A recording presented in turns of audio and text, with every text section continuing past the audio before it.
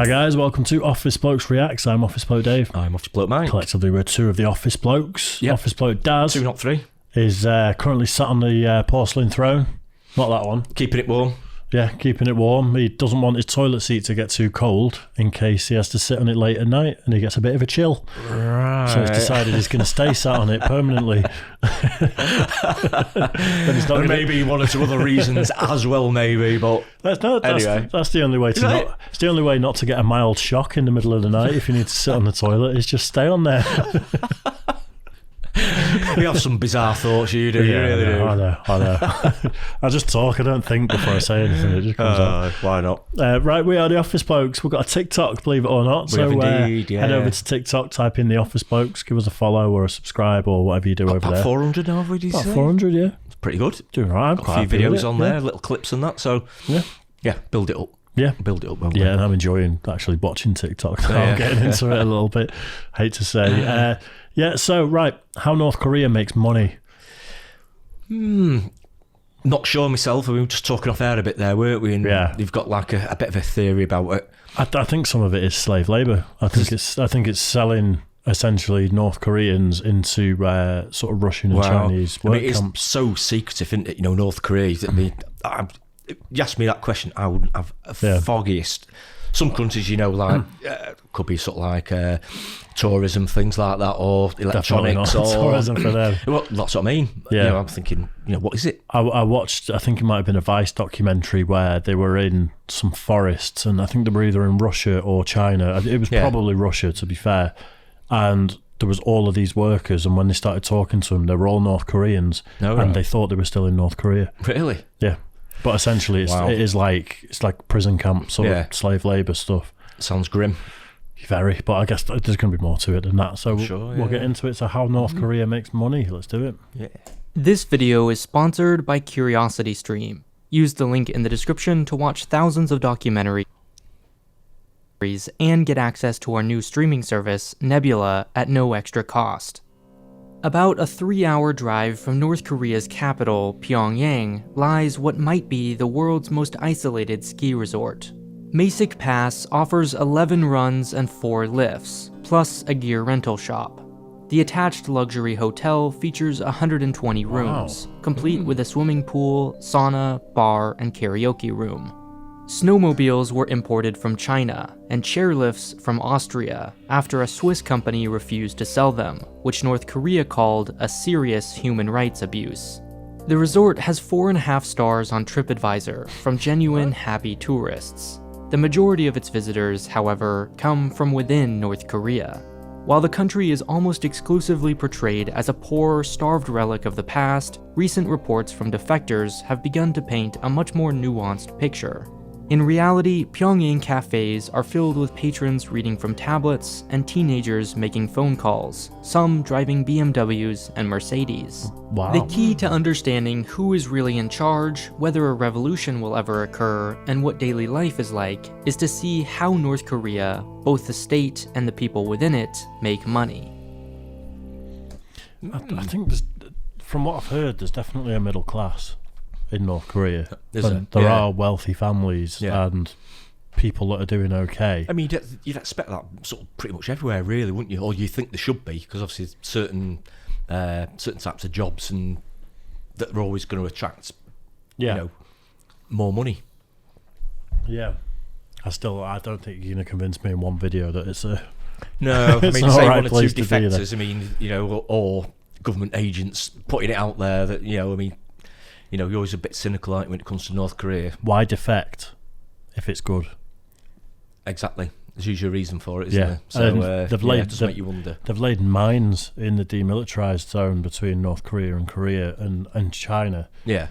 So you've got to go across landmines with people shooting at you to defect. Yeah. So you wouldn't go through all that to go, it's pretty nice there, actually. I had a nice 3 Series Beamer. It's nicer than Dave's car. Yeah, I use my iPad and my phone at the cafe every day. It's really nice, actually. I'll just sort of scuttle through these landmines anyway. And After Swiss cheese, bad haircuts, and empty buildings, North Korea is best known for seemingly wanting to end the human race in a giant nuclear explosion.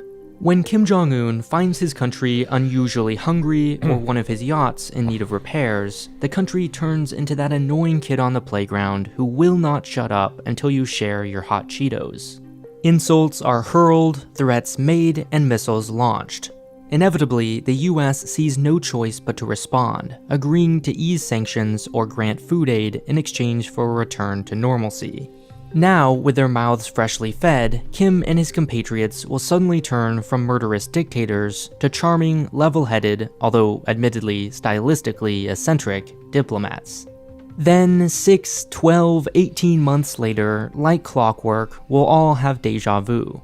But while Kim's seeming obsession with nuclear toys attracts nearly all the media attention, in reality, it's just one of many strategies the world's most secretive regime has for accomplishing its much larger goal: staying alive. The fundamental challenge for North Korea is that it cannot truly, verifiably, and permanently give up its nuclear capabilities without becoming, at best, irrelevant. At the same time, it cannot truly thrive with the level of international sanctions that come with threatening to sink an entire US state. Thus, all 3 generations of leadership have been forced to master the art of negotiation, to extract just enough aid to stay afloat while never actually giving up its one and only source of leverage. Before founding the Democratic People's Republic of Korea, Kim Il-sung was an unlikely leader. Having fought alongside Chinese communists, and later in the Soviet army, the first Kim was well prepared, militarily, but lacked the more soft skills considered necessary to oversee a communist republic. His education was poor, Korean mediocre, and understanding of Marxist theory deemed insufficient. Despite this initial hesitation, he was eventually selected to lead the new state, although with much oversight. Soviet advisors drafted North Korea's constitution and approved all of its major speeches in advance, making it a near-perfect puppet state, or, in gentler terms, a Soviet satellite regime.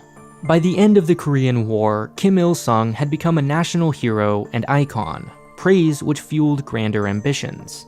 His devotion to socialism soon morphed into a strong sense of nationalism, a desire to be more than Moscow or Beijing's puppet. Many Soviet officers were purged from government positions, and for several decades, North Korea intentionally positioned itself between the Soviet Union and China, realizing it could play them off each other. Whatever Moscow gave or promised, Beijing was sure to match, and then some, and vice versa. Both countries knew they were being played, of course, but preferred this to the far worse alternative, ceding influence to the other. This dynamic of reluctant support, in fact, has more or less continued to this day. Conventional wisdom portrays China as North Korea's only ally, or even puppet state. The reality is, North Korea hasn't been a true puppet state for many decades, and with China, it has less a marriage and more an opportunistic relationship. China's strategic interests overlap with North Korea's continued existence, not necessarily success or prosperity. There's a lot to think about here, to be fair. There's a lot. You know what's weird, though, is look at the size of all those buildings and the streets are empty. I know, yeah. No one about hardly, is there? At all. And that's going to be sort of approved footage, isn't it? Yeah. No, it will be, yeah. Everything like that is, isn't it? I still think with the, having the nuclear weapons and that, I mean, obviously China are well in with it, aren't they? I think they probably want them to have them, because then it's strategic, isn't it? They've got them stationed there, North Korea, but then you've got South Korea, which is more affiliated with America and American ally, I suppose, isn't it? Yeah. South Korea, so... But I still think that, if China said jump, I think they'd jump. I think they've... I know it said they're not a puppet state, but, China's such a big country and powerful country that... But so's America. Oh, yeah, and absolutely, they're publicly opposed to America. But so. North Korea are more aligned to, like, China, though, aren't they? They are, yeah. What I mean is, I don't think they're easily intimidated as a state. Yeah. Even though they're all the sanctions against them and the fact that they are basically losing. Yeah. If you look at the state of it, well, they're just like pig-headed. The problem is with the leaders, because they don't give a shit, do they? That's why. No. As long as they're all right. I mean, the actual people, especially the poor ones in the society, they don't particularly care about, because when they have sanctions, that's who it hits, isn't it? It hits the poorest most, and it hits them pretty bad as well. So it's interesting that we're recording this on Bonfire Night, where we celebrate someone trying to blow up Parliament in this country, and you've got like such a horrible regime there. Yeah, it's mind-boggling. I don't think you're allowed firearms though, as the general populace in North Korea. No, I've no idea. I wouldn't have thought so, but you can. I'm not too sure. You're going to need a lot of fireworks to put under that building, aren't you? Yeah, good luck with that one as well. Anyway, I'm not advocating violence, but you know. At a base level, what Beijing wants is nothing: stability. By far, its worst-case scenario is a dissolved or failed North Korea, after which up to 25 million unskilled, culturally dissimilar refugees will flood into some of its most economically weak northeastern provinces. Even worse would be the accompanying advance of American forces on China's doorstep. The North, in other words, acts as a nice buffer from US troops stationed in the South. As long as the North doesn't push tensions too high, China is happy more or less maintaining the status quo. Ideally, it would like to see Kim Jong-un follow its own example of economic reform and opening up, making it less dependent on nuclear threats for survival, and potentially justifying a retreat by American forces. Realistically, though, China also knows its influence is limited. China is indeed North Korea's largest trade partner, by a mile, but it's easy to overstate the leverage from trade with a country whose propaganda can offset almost any internal challenge. In simple terms, Beijing could destroy North Korea, militarily or economically. It almost certainly also has a plan for regime change should it ever be deemed necessary. What it lacks is the fine-grained ability to influence it. Yeah, that's the way. Like you said, it probably is still a puppet state, but that's where the grey area lies, isn't it? They can do whatever. China can absolutely decimate it if they want. Oh, they could do it easily. But I don't think they can allow North Korea to be willingly changed by the North Koreans. Yeah. They'd have to do it by force, wouldn't they? By the sound of it, yeah. And it's probably unlikely to happen anytime soon, isn't it, with the regime that's in there and the people controlling the state. You know, they don't get votes or anything like that, do they? You know, the family's in charge there. Is it Kim Jong-il now, is it, or something? Kim Jong-il. Kim Jong-il. Is it? Kim Jong-un. That's Kim Jong-un, isn't it? Is it? Yeah. Yeah, I know he'd been a bit poorly as well, hasn't he? Or been stories he of it. He disappeared for about 6 months, didn't he? Yeah, but there were stories that he died and his sister had taken over something. She's supposed to be worse. They always are sisters. And because China wants stability first and foremost, it has no reason, currently, to use its blunt weapon, leaving it with limited leverage. So while there exists a clear power dynamic between the two nations, neither is likely to do anything too dramatic. When Kim met with Xi Jinping in 2018, the supreme leader was seen obediently taking notes while the Chinese president spoke. China has historically condemned its missile tests and voted in favor of UN sanctions. And yet, Xi recently made the first visit to Pyongyang by a Chinese leader in 14 years. North Korea, for its part, understands the need to, at a minimum, not anger the closest thing it has to a friend. It's all too familiar with the cost of losing an ally.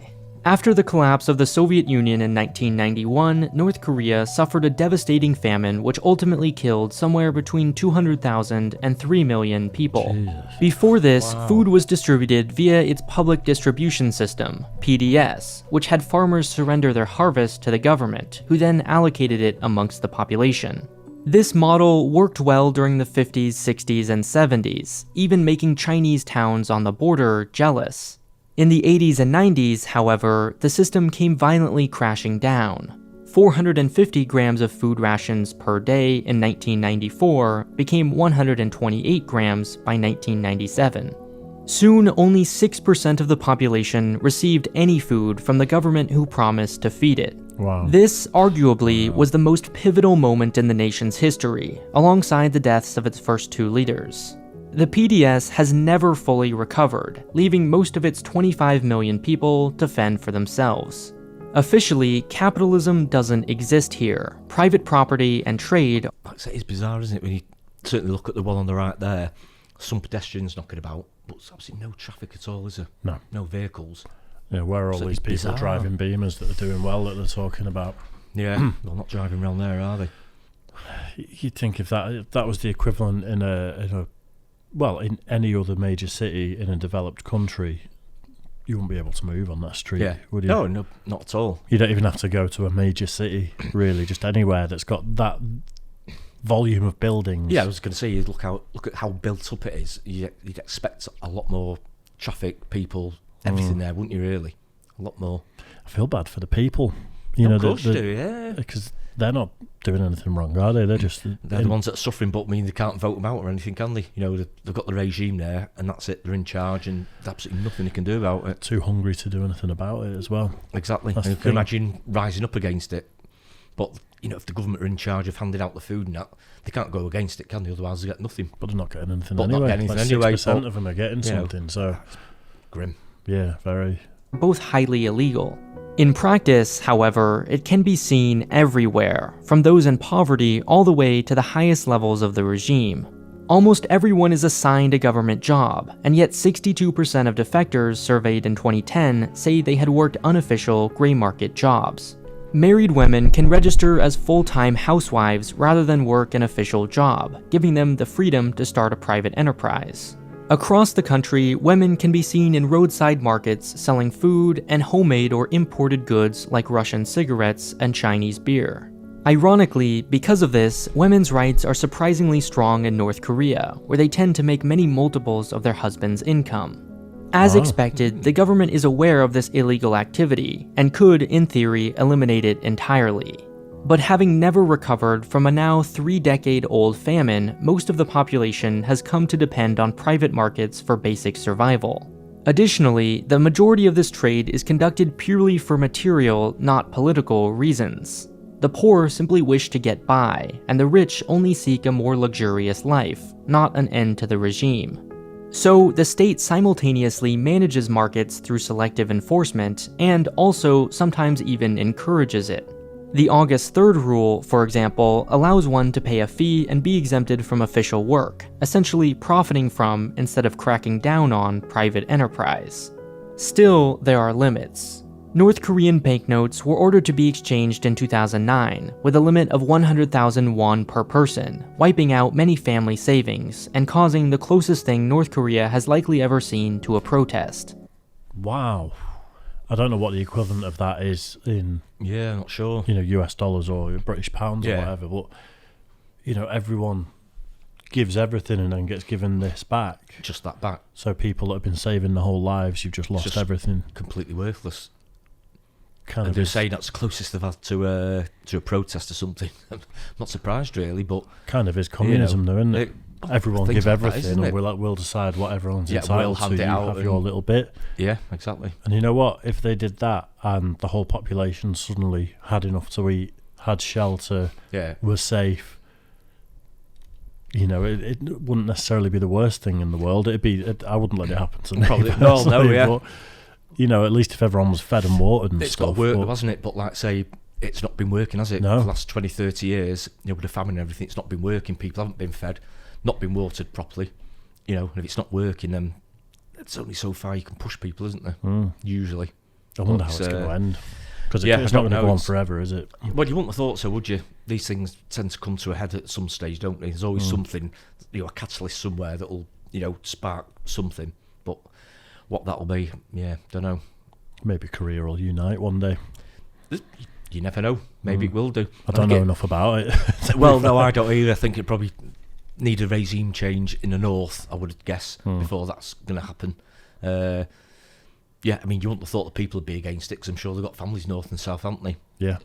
But I don't know. I don't know how it's going to play out.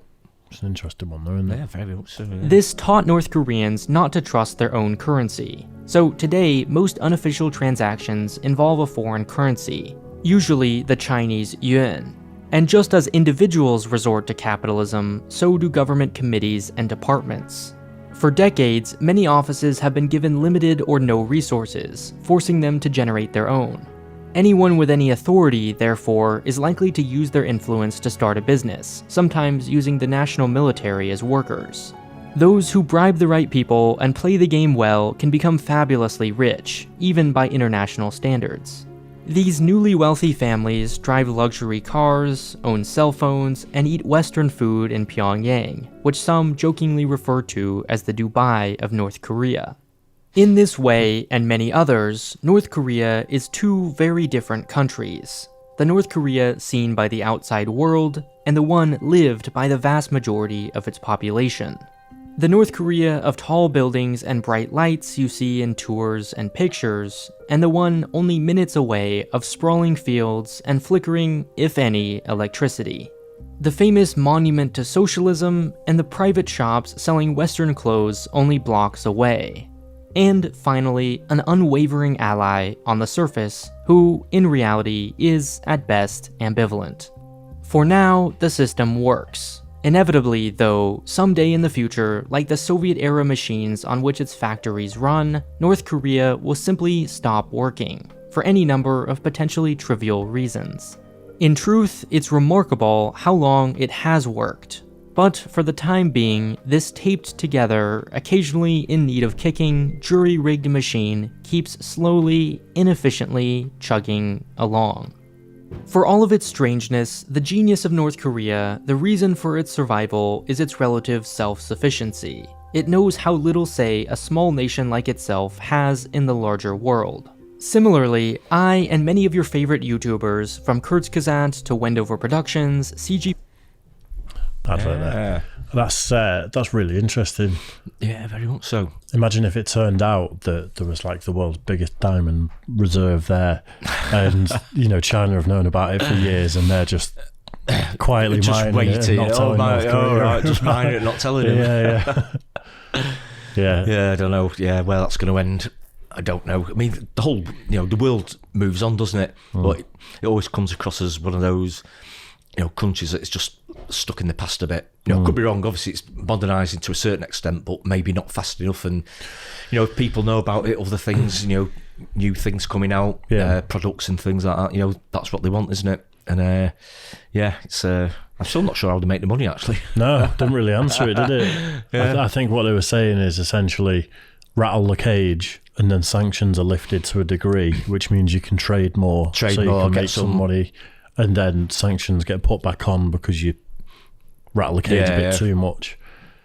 I mean, the actual countryside they just showed then looked beautiful. Yeah, I'm sure it is. Yeah, it's like quite a nice country. Like ski resorts and all sorts, and that's crazy. Can you imagine starving to death in your country, knowing that there's ski resorts where it's like the Hunger Games. It literally is, isn't it? Where all of the poor people are out in the suburbs starving to death, and then the rich elite are just in the middle, eating, probably eating McDonald's and going to ski resorts and stuff and drinking booze. Yeah. I don't know. I suppose all the people with the key influences over there are the ones with money as well, aren't they? Yeah. And, money talks in the end, doesn't it? It just seems to be one of those regimes where if you get an uprising, it could be pretty sort of brutal, couldn't it? It wouldn't end well at all. And I think the people know that. I think they're probably just absolutely terrified, aren't they? It's not democracy, is it? So I can't. It might have been someone like Lenin or Stalin who said that to keep people compliant, you just keep them hungry.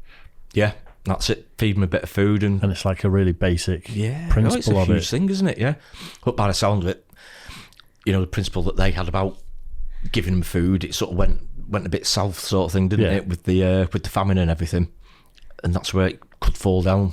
If too many people are too hungry, then they've got to do something about it, haven't they? Got to eat to survive, haven't you? So if you're not getting fed, then it could be a case of got nothing to lose.